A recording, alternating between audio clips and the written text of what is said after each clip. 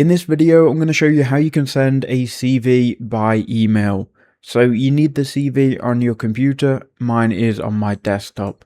What we need to do is open up a web browser. Once you've opened up your web browser, you can then search for any email provider. I'm going to use Gmail, but you can use Outlook if you want to. Open up Gmail, and here once you're inside of Gmail or Outlook, we need to create or compose a new email. So go to the compose button in the top left hand corner. Then I'm going to full screen this. So you can enter in the email address that you want to send it to here. Now give it a subject. So you want to make this look professional. Then we can also write a message. Once you've done that, you need to remember to click attach files. You can then go and find your CV file, which will be a PDF file.